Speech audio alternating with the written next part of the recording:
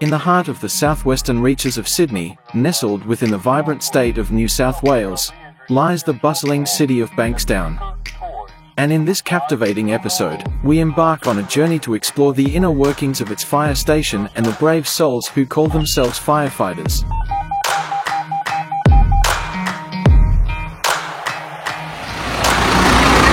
Oh, that is crazy! How are you guys? How are you, bro?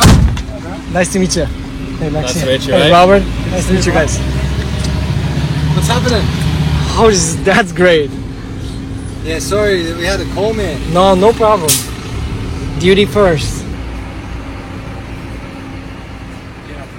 Yeah, hey guys, my name's Matt Jenkins and I'm a senior firefighter at Bankstown Fire Station. That's where we are right now. So we call ourselves station number 62 and we're part of the greater Sydney metro area and we are also a rescue station. So we have a few capabilities within fire rescue. So we have hazmat, rescue, flood rescue. We have about 300 stations across the state, Bankstown being one of them. We do service quite a large area and you'll find there's stations approximately about every 5 kilometres, give or take, that have all different capabilities. So we have Chester Hill, which is just up the road, and they're a hazmat, so hazardous materials, that's what they look after. I said we're rescue, and then you have other stations who don't have a special capability, but they're just, if you call them a regular fire appliance. So we have a bit more equipment than they do, so we can go to certain jobs that are rescue specific, so like major car accidents, people trapped inside buildings, those sort of jobs is what we get called to as a specialist rescue appliance.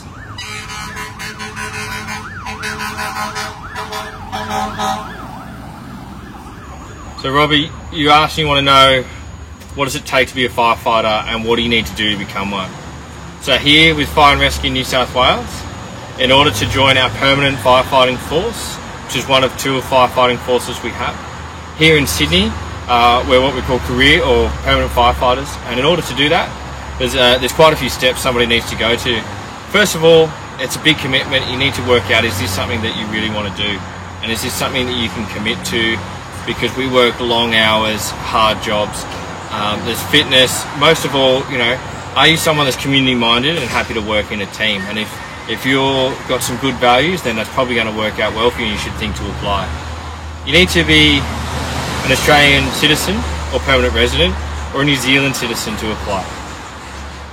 Once you've applied, the steps you need to take are having completed your high school certificate or year 12 here in Australia, or you need to have a trade qualification or what we call certificate 3 qualification.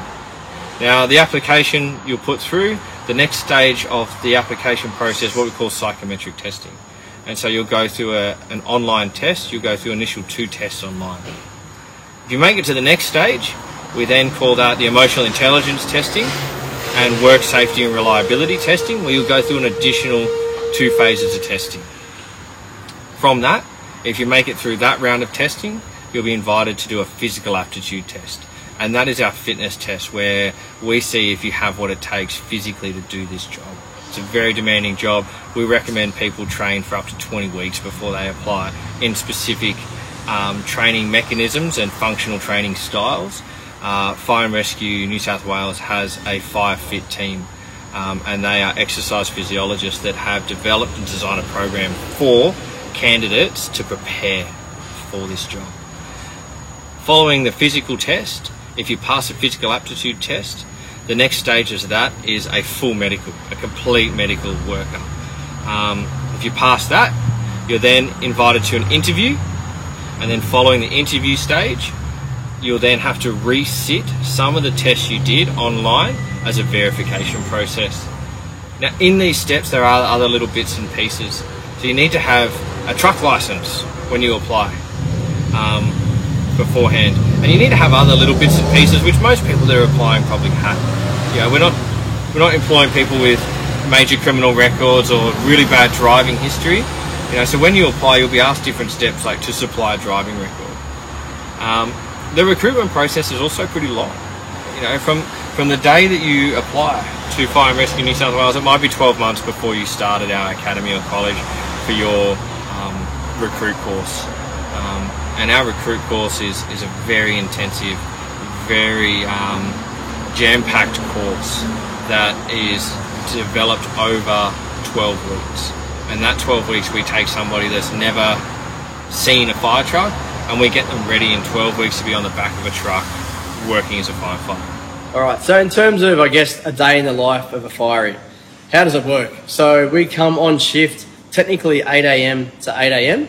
So they're 24-hour shifts, and we have one shift on, 24 hours off, another 24 hours on, and then we have 5 days off. So it's an 8-day roster, and we have 2 24-hour shifts in that 8-day period. So it's still a normal working week like everyone else. It's just a bit more compact. I'm not sure what you guys do over there, but that's how our system works. So we have 4 platoons on shift. We have A, B, C, and D. Our shift is C platoon, and we have the boss, which we call a station officer, so an SO. We have an SO and 3 firefighters, which is obviously the motor driver, which I am today, and then you've got 2 crewmen on the back, and then the boss sits in the front. So yeah, SO and 3, and that's across all 4 shifts, so across A, B, C, and D. So we have 16 firefighters in this one particular station.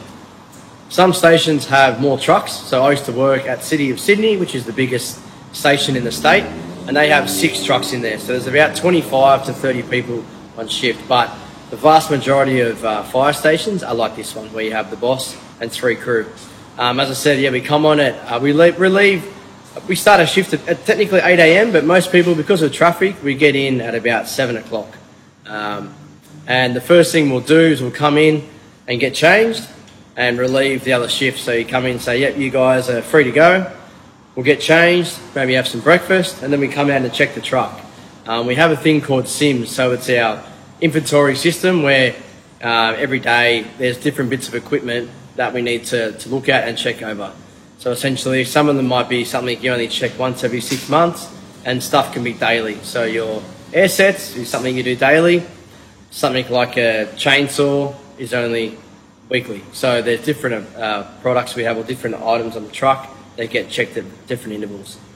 Once we do that, normally then we'll clean the station, which I'm sure everyone does. So we mop the floors, we vacuum, we try and clean some other stuff, and make sure we just give the station a good going over. As you know, nothing worse than having a station that is untidy and there's just crap everywhere. So and we're one of the stations, I think, we put a lot of effort into making sure that the station is really tidy. Once we do that, sometimes we might go out and get a coffee, and then obviously you also have some calls in between that. So as you guys would know, we go to a lot of different types of calls. So we have automatic fire alarms, we have actual fires, we have spillages, we have motor vehicle accidents, we have, like today we had a grass fire. We do medical access emergencies where we help out the ambulance. So they might have a victim who is trapped inside a house but they can't gain entry. So we have the tools needed to let them in, do their thing, and then we can help them extricate the patient as well. So yeah, I guess our day, once we get the morning out of the way, we might go out, do some hydrants. So that's where you get the water source from under the ground. We have a thing called a standpipe. We'll put that into the ground, get the water up, make sure it's working, because the last thing we want is to go to a house fire, get to the house, and there's no water to get from the street. So we go around and check those periodically. We also have things called a home fire safety visit. What that entails essentially is not door knocking, but going to people's houses who are a bit more vulnerable. They might be the elderly, and they have smoke alarms where the battery might be dead or not working. So we replace the battery or replace the whole thing, and that's a good preventative measure to, I guess, hopefully stop that place from catching on fire at a later date. And yeah, that would take you into the afternoon. A big part, especially for my crew, is to remain fit. It is a big part of our job. So we make sure that we get a training session in every day. We have a gym upstairs, which is really nice. So we make sure we try and dedicate at least an hour a day to exercise. We do a lot of breathing work as well. We have an ice bath that we've brought along out there as well. Once again, all dependent on how many calls we get. If we have a really busy day, sometimes none of that happens. So it just depends on what happens in that 24-hour shift. Yeah, keep going. We get to night time, like anyone, we have dinner. So either we get takeaway or we'll cook our own food. We try and do cook-ups. It's a really good social thing for the crew, I think. We get together, sit around. It's like when you go camping, sit around the campfire, cooking food and enjoying that. So we try and do that every shift. And at night time, well, you're just hoping that, yeah, it could be a super busy night and you get 10, 15 calls, or you might only get a couple, really depends. And that is essentially your 24-hour shift, and you'll finish in the morning. That crew will come on, relieve you, and you go home. That's sort of how a day would go.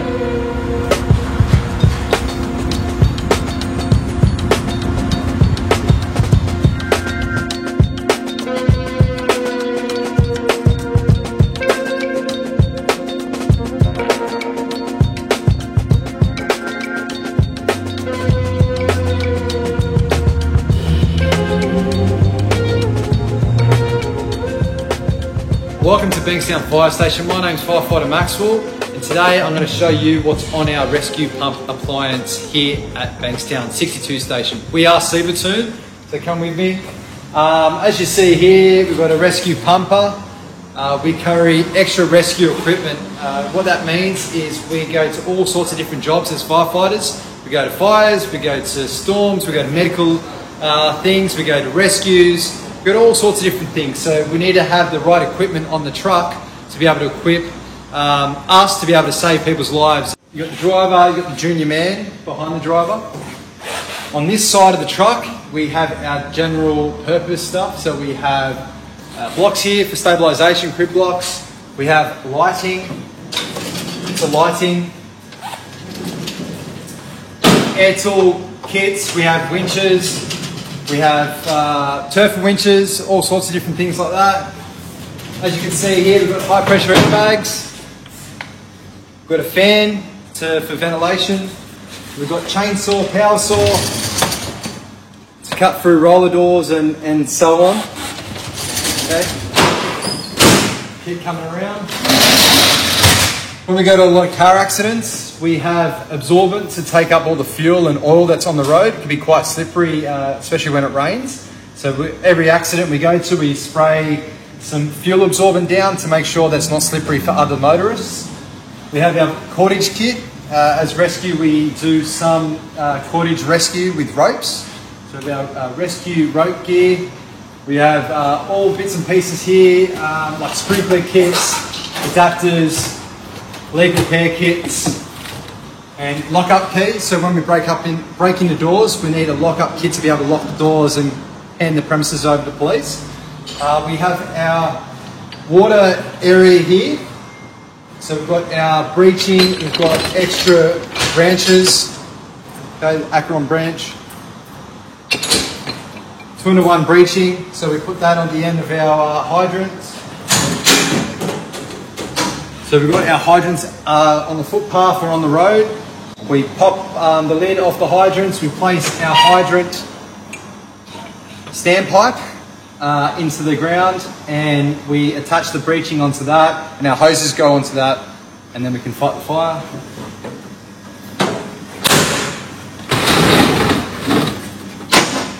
We've got a 38mm hose. Okay. We've also got 70mm hose, which bigger hose, bigger branch. So for the big factory fires we go to, we've got a ceiling hook up the back there. We've got our first aid reel. So when we have like little grass fires and so on, we can use this for quick fire attack. Okay, we have 4 outlets of water. Same sort of thing, like more hose, 38mm branch. Got some fire extinguishers, as we do go to a lot of electrical fires, so using CO2 extinguishers work well. We also have dry powdered foam, not foam, dry powdered extinguishers to help with fire extinguishment. We get all different types of fires, not just Class A fires. We've got some spare air cylinders here, so when we go into a fire, we come out, we swap over our air. This is our attack pack. So for firefighter attack, if we go into a high rise, we could use this hose to tap into a hydrant system and do fire attack. We have our medikit, we have a defibrillator, we have blankets, we have a carry sheet, we have the boss's air cylinder, the BA set and the driver's BA set. So they're our RIT crew, rapid intervention team. This is our rescue pocket. Okay, so I was saying before, we got a lot of rescues, a lot of car accidents. So we've got our hydraulic hoses here. Probably heard Rob, as in we've got our hydraulic tools. So we've got spreaders, hydraulic spreaders, and we've got hydraulic shears. Okay, so these are all powered hydraulics to cut a car or bits and pieces up to be able to release people. We have rams to be able to push off things.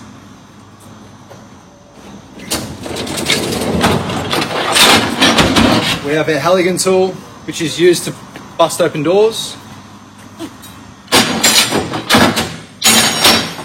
Sledge axe that goes hand in hand with that. We have our stove slitter, our spine board. We have a jumbo ladder here. Yeah, it's basically it. We've obviously got a big ladder on the roof, a 10-metre ladder on the roof. We've got a small ladder here. And then we're back to the senior man side behind the boss and ready to respond. So basically, you are guys able to do some stuff with we can do medical stuff, yeah. Just like basic, or not basic first aid, but like for burns and bleeding and so on. But that's the mandatory thing for the firefighters? Yeah. So we have all that gear.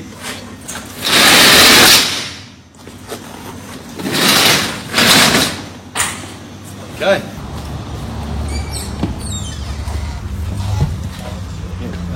So I'm just going to bring it through the watch. Okay, Rob, so this is our watch room. So when the bells go off, you hear the tone go off. This printer will go off. And this printer will tell us what we're going to. Okay, so our last call just before you got here was a fire alarm. It gives us all the details about where it is, what pumps or what appliances are going. Okay, you can see here it's got the address, what pumps are going, what type of incident it is. AFA stands for automatic fire alarm. It's got a map reference. It also tells us, we're a bit old school, we don't always use Google Maps.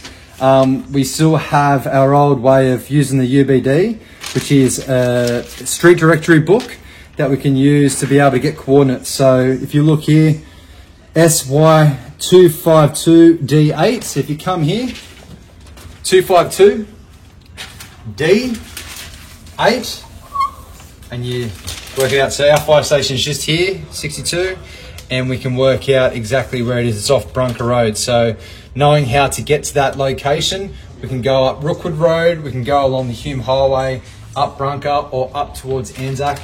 Gives you multiple ways to be able to get to an incident. And also it's got information about the block, so it tells us if we have keys, which we do. Security gates, it tells you where the sprinklers systems are, the hydrants, the main panel, how big the hydrants are, what sort of roof, like 2 to 3 level tilt slab with steel roof, so we know what type of structure we're going to. Yeah, so really good information. Over here we have our watchroom computer where we can do some study. We can look up at other incidents that have gone on in the state to help us understand what's going on around us. We have our spare batteries, we have our gas detector kit, and yeah, when the bells do go off, this screen will come up as well, and it'll tell us what this, but in a digital format. Okay, so I'll tell you what the incident is, what pumps are going, and the address, which is very important. Perfect. Okay. Alright, we'll take you guys upstairs and show you a bit more of our station. So we'll come up here. We'll take you to our gymnasium first. So every station in the state has a gym. Some of them are different sizes.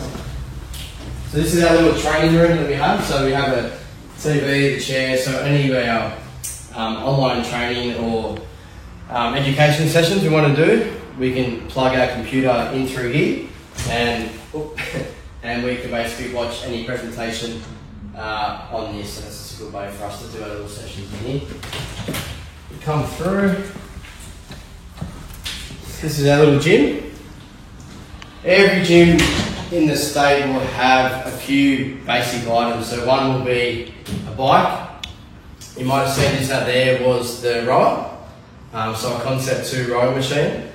Most gyms will also have like a squat rack machine where you can do different types of weights. You'll have some different plates in the corner, you'll have some dumbbells, and you might get a machine like an all-in-one machine which has chest press, lat pull down, all those different basic exercises. Yeah, so most gyms throughout the state will have all this equipment. Some gyms also have treadmills. It just depends on, I guess it's a bit of luck in the draw actually. We don't have one here. But yeah, so every station in the state will have a gym. You can see on the wall, there's all different types of workout programs.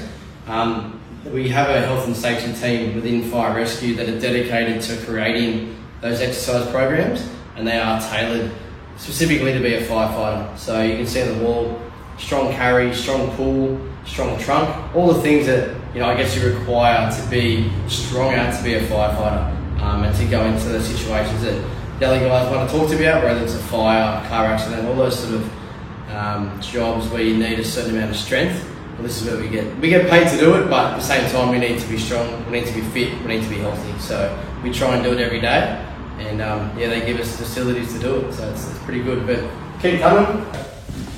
So this, you filming? This is the boss's office. So it says here SO Recline, so station officer. He is very special. He gets the ensuite, so he gets a bathroom to himself. Mm-hmm. We're the plebs, we don't get that, unfortunately. But yeah, so that's his little room, and then come over to this side, and this is where we all live. So let's quickly show you. This is the firefighter pole. So most stations that are 2 stories like we are will have a pole. It does get used a fair bit because it gives you that quick and easy access down the stairs, especially at night. If you get a call, you might be a bit sleepy or not completely awake. It's just nice to jump down there. It takes a few seconds. I'll give you a quick demo. Here we go. Watch that door. That's his legs over. Done. And these are the 4, we call them reclines, the 4 bedrooms essentially, so everyone gets their own bedroom. There's nothing too flash to them, but you get a bed, a little table, another table if you want to do some study or some reading, and a light. That is pretty much it, but at least we get our own rooms. So I used to work in the city of Sydney, and over there we had what we call a collective dorm. So we had about, sometimes 10 to 12 beds in the same room, which was, if someone snores, it is horrible. But yeah, this is good. We get our own room, so it's nice. Yeah, 4 rooms, and that's pretty much it. This is a little computer room. Once again, you've got a computer here, computer downstairs, so if you guys want to do some study, they can come up here and spend some time doing their modules.